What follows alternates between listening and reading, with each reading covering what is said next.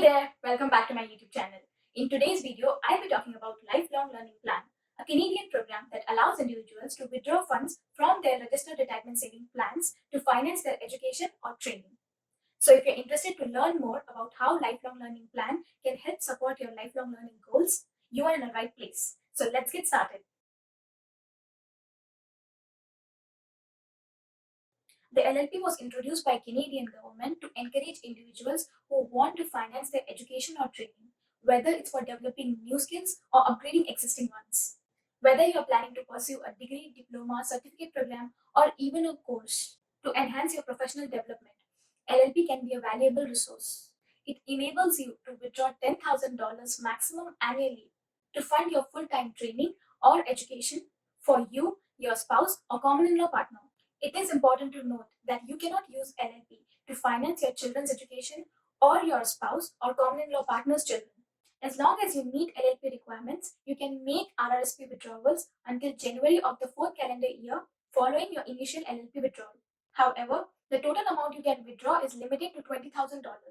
The programs allow eligible individuals to withdraw funds from their RRSP without incurring any tax penalties, considering that they meet the specific criteria and adhere to the program guidelines. To participate in the program, you need a Canadian residency and a valid RRSP. As mentioned before, you, your spouse, or your common-in-law partner can be the LLP student, but not your child or your spouse or common-in-law partner's child. The LLP student must be enrolled full-time in the eligible educational program at the recognized educational institution. If the LLP student meets the disability criteria, they can enroll part-time. If you are unsure about LLP students' full-time enrollment, it is advisable to verify with educational institution. The educational institution determines students' official enrollment status, often when they have paid part or all of their fees. If the LLP student has not started a program already, they must receive a written offer from a designated educational institution by March of the year following your RRSP withdrawal under the LLP. Conditional offers are as well acceptable. Certain type of RRSPs, such as logged-in RRSPs, do not permit fund withdrawal. You cannot participate in LLP also after you turn 71. It is also important to note that you are ineligible to participate in LLP if the student has already completed their program and is no longer enrolled. A qualified educational program offered at designated educational institution falls under two categories. Firstly, technical or vocational. These programs are certified by ESTC and provide skills for particular occupation. And secondly, post-secondary level, offered by institution other than ESTC certified ones. All programs must meet two conditions: should at least last for 3 consecutive months and requires at least 10 hours per week of program-related work or courses excluding study time. A designated educational institute includes Canadian universities, colleges, and other similar institutes. Canadian Educational Institute, Canadian educational institutions certified by Employment and Social Development Canada, offering occupational skill development courses. Foreign universities offering bachelor level or higher degree programs lasting at least 3 consecutive weeks. Lastly, US universities, colleges, or other similar institutions offering post-secondary courses if the student resides in Canada, near the border, and commutes daily throughout the year. Under the LLP, you have an annual withdrawal limit of up to $10,000 from your RRSP, constituting your yearly LLP cap.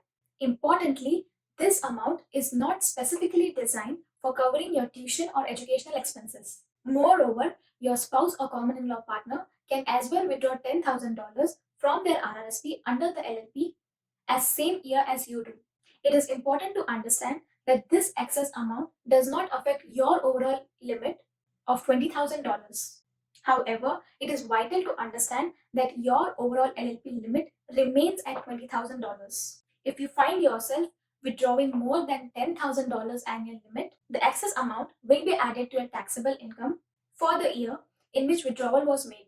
However, this additional withdrawal does not reduce your total LLP limit of $20,000. You can participate in LLP back again starting in the year following the one in which you bring back your LLP balance back to zero.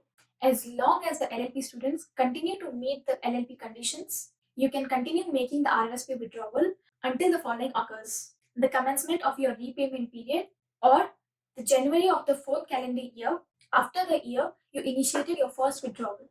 To initiate an LLP withdrawal, you need to complete Form RC 96, titled as Lifelong Learning Plan Request to Withdraw Funds from an RRSP.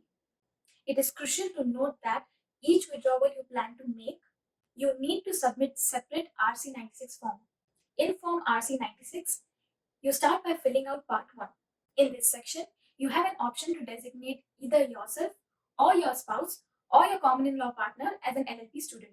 Once that is done, you should provide the form to your RSP issuer, who then fill out Part 2. If you meet the LLP conditions, your RSP issuer will not deduct any taxes from the funds that you withdraw. Instead, they will issue T4 RSP slip, which is also referred as Statement of RRSP Income. This slip will detail the amount that you withdrew under the LLP, typically found in box 25. It is important to attach this slip to your income tax and benefit return when you file your taxes. The lifelong learning plan typically has a repayment period of 10 years. However, you should begin making repayments to your RRSP 1 year after your last withdrawal. The government states minimum annual repayment amount, ensuring that you gradually return your withdrawn funds into the RRSP within the specified time frame. Each year, you will receive an LLP statement of account along with your notice of assessment or your notice of reassessment. This statement provides details on your LLP withdrawals, your current LLP balance, the amount that you have repaid to date, any cancellations, income inclusions, and the upcoming year's repayment amount.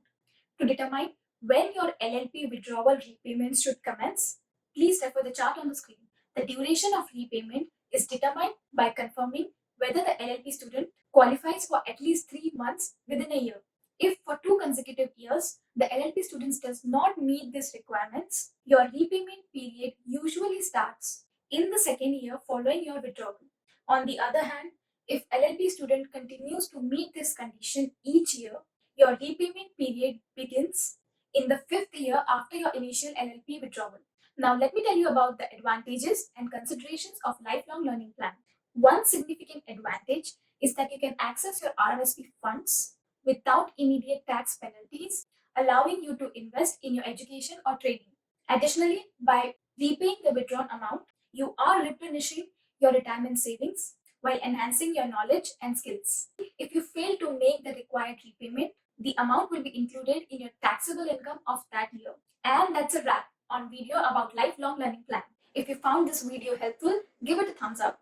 Additionally, feel free to leave any comments or questions in the comment section below. I would love to hear from you. Thank you for watching, and I'll see you in the next one.